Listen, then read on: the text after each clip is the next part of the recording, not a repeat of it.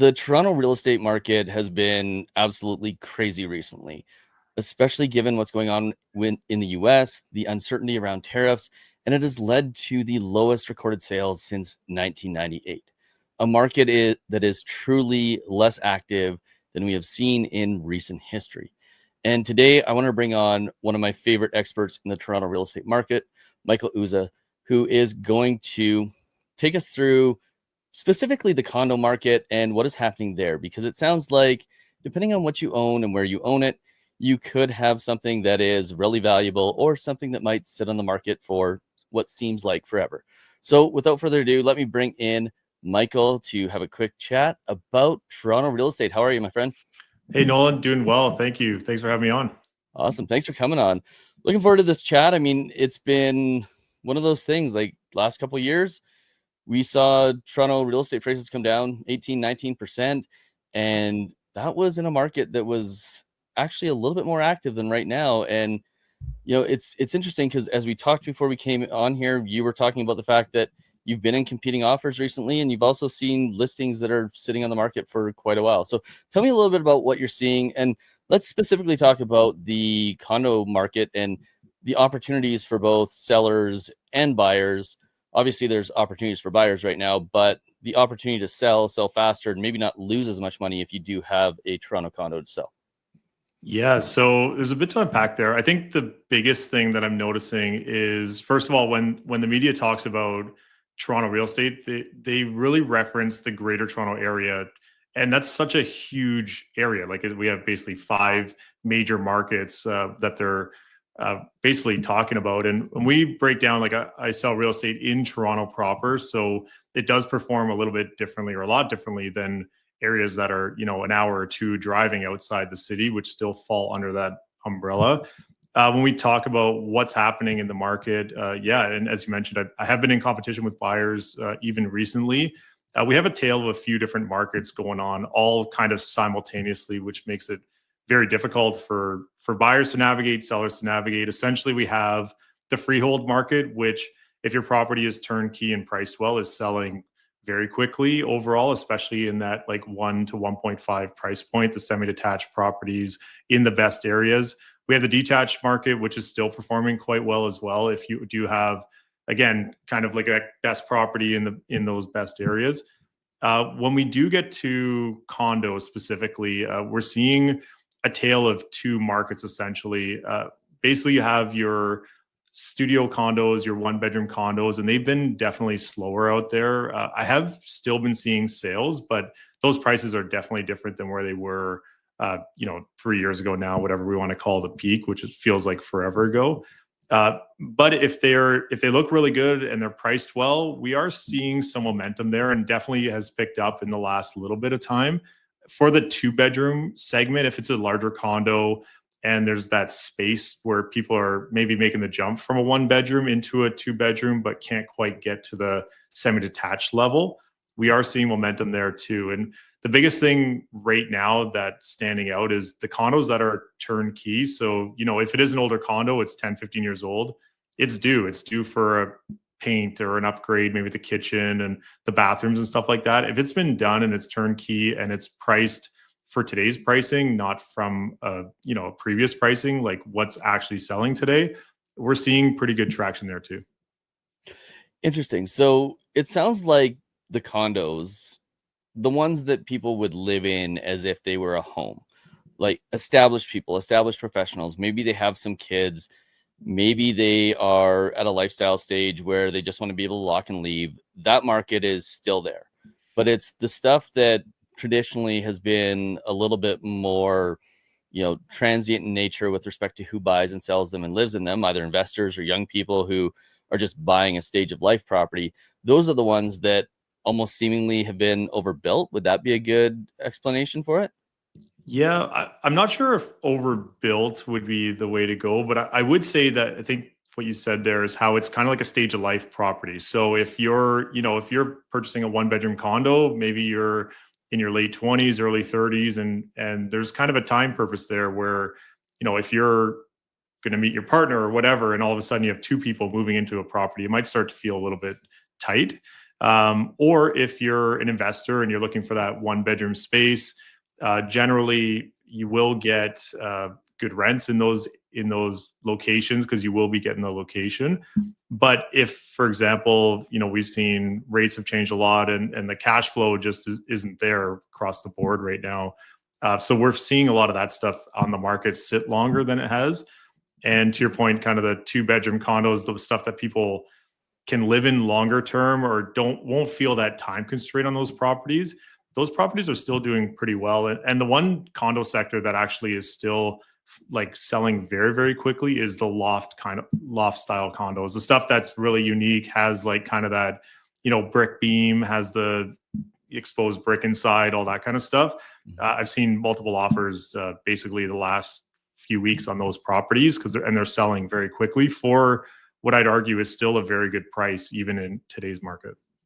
So basically, if they're aspirational in nature, they still seem to be selling, and if they're not, they could be sitting a little bit longer.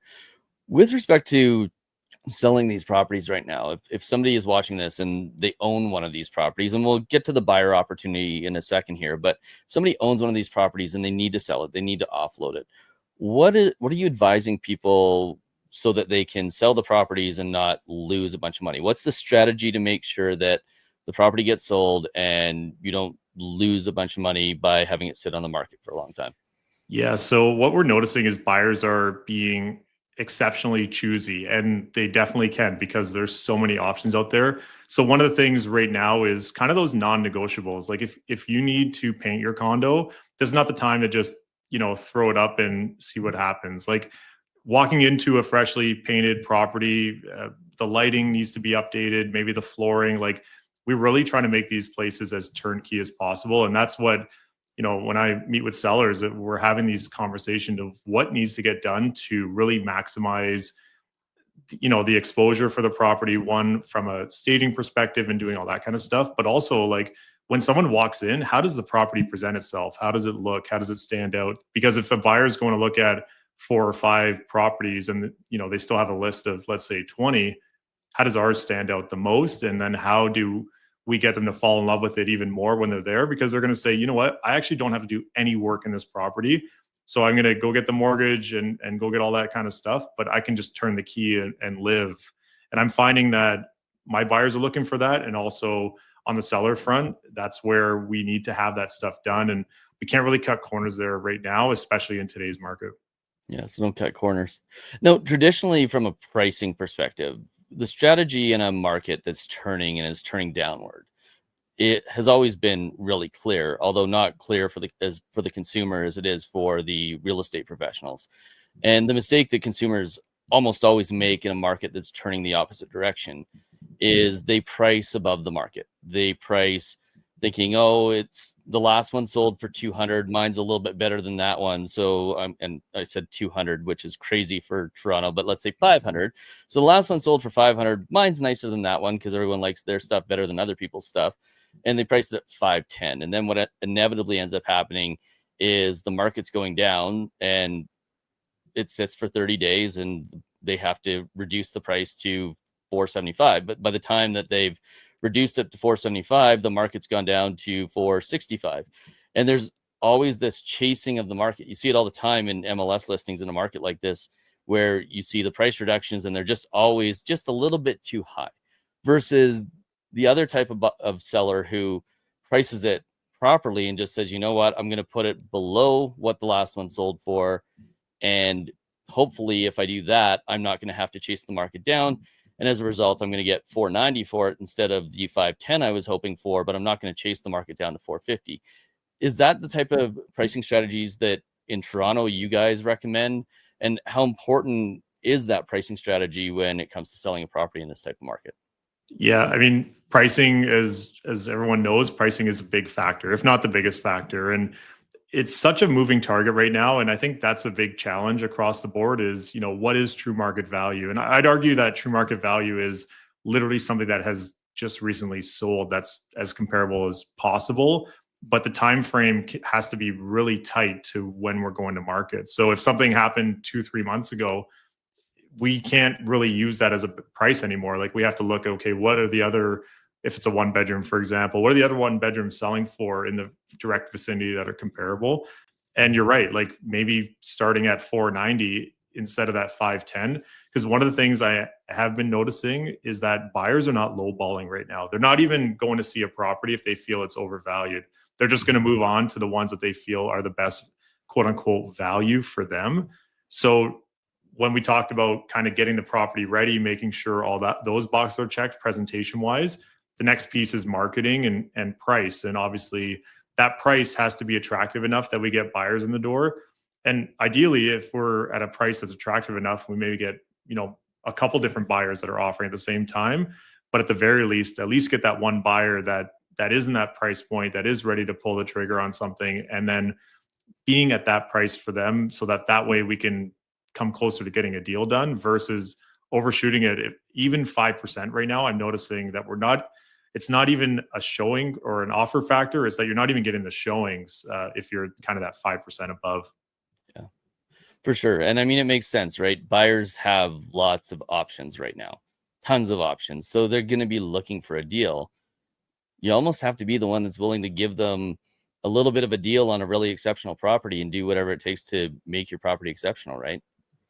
Yeah, and that's it. I think there's a bit of the misconception that all buyers are searching for deals. There are buyers out there that are well educated and have an idea of what their budget can get them, and they're really just looking for the best property they can within that budget. I think that's one of those things where if buyers are just going around lowballing everything, it'll be tough for them to actually land something. It may happen, it may not, but the buyers that are educated the most right now, that are saying, okay, my budget is X and these are the best three properties I can buy within my budget. Those are the ones that I'm finding are more ready to make a move, but also they're the ones that are having great success in this market because they're realistic and they can be choosy, but they're also trying to find that best property, and they should within their budget.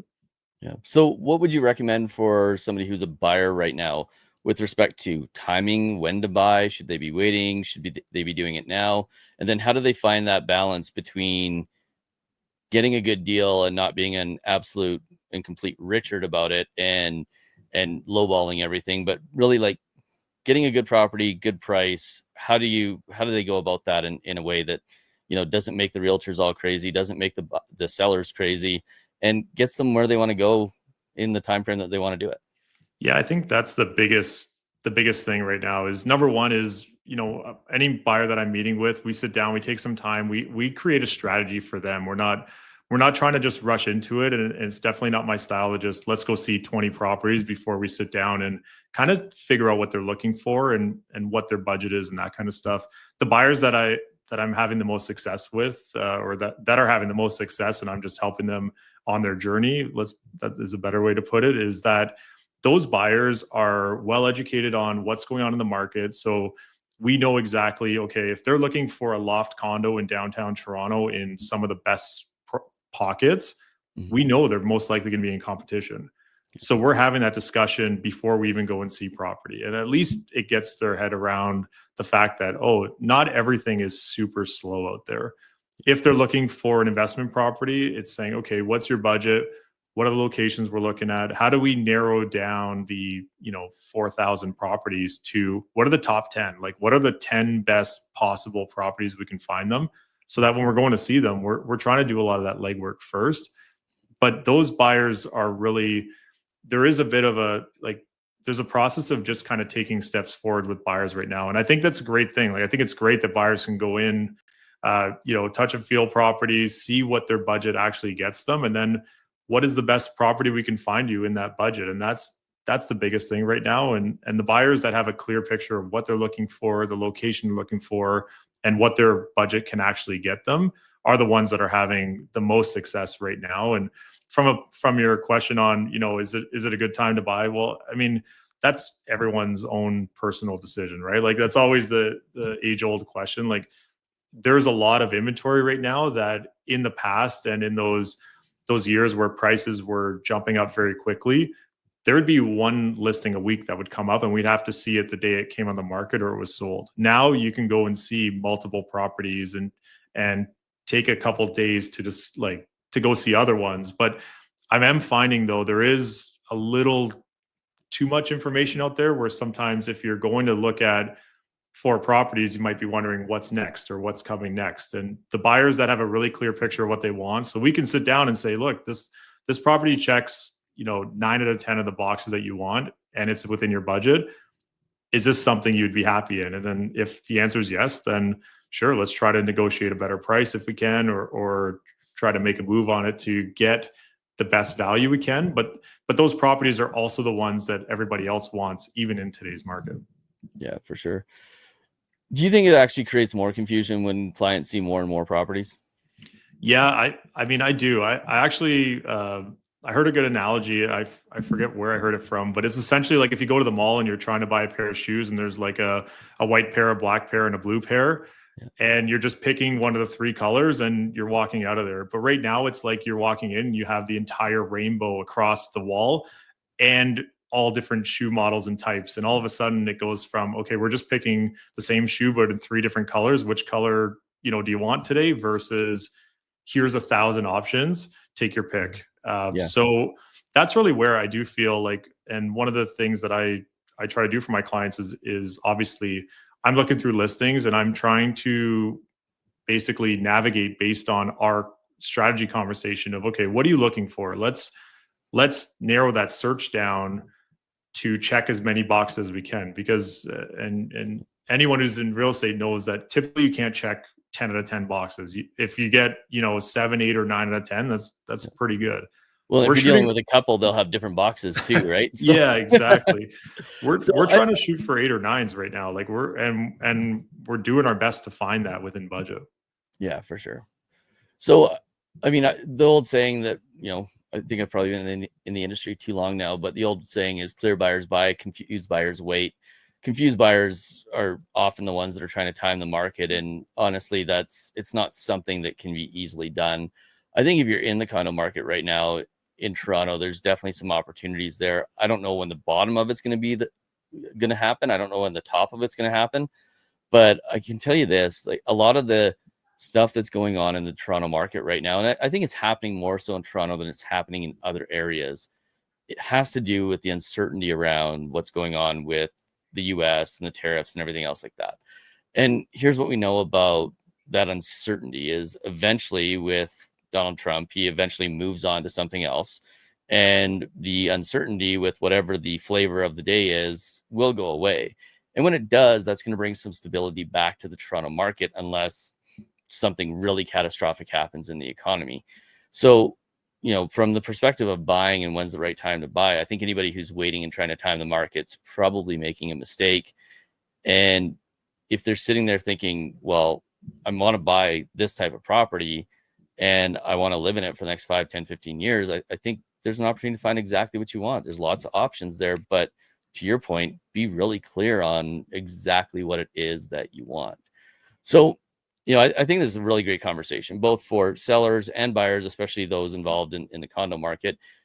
Is there any last advice, any last thoughts that you would give to anybody who's participating in the Toronto market right now? Yeah, I would say, I mean, if you're just getting started or considering getting started, usually having kind of those, whatever, if you want to even go on like ChatGPT and just say, what am this is what I want to do in Toronto, like I'm looking for this type of property, can you help me, kind of thing, get the ball rolling a little bit. But ultimately, like sitting down, having a bit of a strategy conversation, just saying, this is what I'm looking for. And I think the misconception a lot is when people say they want to buy in the summer, or they want to buy in the fall, or they buy in the spring, I think the misconception a lot is they want the keys at that point. And it's like a 4 to 6 month process. Like there is that kind of process that you need to go through, just from what we put down on paper that you say are in the check boxes. And then we actually go into a property, whether it's a house or a condo. It's like, oh, you know what? I actually don't like this at all. Mhm. And I don't think I need parking. But then you think about it, and it's like, okay, well, I need to drive up to this house on this street, and there's nowhere to put my car if I got to bring in the groceries. Like little discoveries like that it's like, okay, well, let's take steps forward to kind of get that search moving down the line, because it takes time. Like I always, anybody I sit down with, I say, this is a 4 to 6 month process. And as much as I'd like to do it as fast as you want or slow as you want, like it usually takes that, because there is that discovery, there is that preparation. If you're getting a mortgage, and you know this more than anybody else, that, you know, pre-approvals don't exactly happen in, you know, an hour. Like there's documents and there's stuff you got to gather or whatever. Like everything just kind of takes its own time. And I think that's a big factor when you're, if you're just considering it. It's like, okay, well, let's go through this process and really think about it and have a 6 month outlook. Like I have buyers right now that, you know, our closing dates are now going into July, right? Like we're already into that, you know, 90 days from now is July, and 120 is into August. So if someone's looking for the school year, like it's actually like the time to start searching is sooner than later, right? So For sure. Amazing. And here's my thoughts on this is realtors, whether consumers love them or hate them, the real reason you hire a realtor, whether you're selling or buying, is to make sure that you don't make mistakes. And it's really easy to make a $50, $100, $200,000 mistake in real estate, even more in the Toronto market. So if somebody's looking at buying or selling in Toronto, I think you need to make sure that you're finding somebody like Michael who isn't sitting there going, you need to do it now because I need a paycheck. He's being clear about it. He's creating clarity. And he's also making sure you don't make a mistake by buying in the wrong building or in the wrong place or doing something because you think you're getting a good deal, when in reality, the thing that's a good deal is probably a good deal because it's not a super desirable property. So I think if you're in the market to buy or sell, you definitely need to have somebody like Michael who has your back. He's one of a handful of realtors in the Toronto area, and I know a lot of them, but a handful of them that I would trust. And he's going to make sure that you're taken care of. I mean, if you can't see it from the conversation that we're having right now, and how much he cares about his clients and them making the right decisions, then I think you need to go back and watch again, because this whole conversation was literally about making the right decisions, doing it in the right timelines, and not making mistakes. So, Mike, I appreciate you coming on and having a conversation about this. I love your approach to the Toronto market, especially in a time where it can be scary for somebody, but if you have the right person helping you along, it won't be so scary. And if you're going to hold a property for 5, 10, 15 years, well, it doesn't matter when you buy, because any drops or any spikes in the market are just going to be a blip on the radar. And as long as you got a good realtor who's going to make sure you don't mess around and do something that is going to be catastrophically expensive, you're going to be making a good decision. So, Mike, thanks for coming on. Really appreciate you, my friend. yeah, thanks for having me. It was great. Awesome. We'll see you guys on the next one.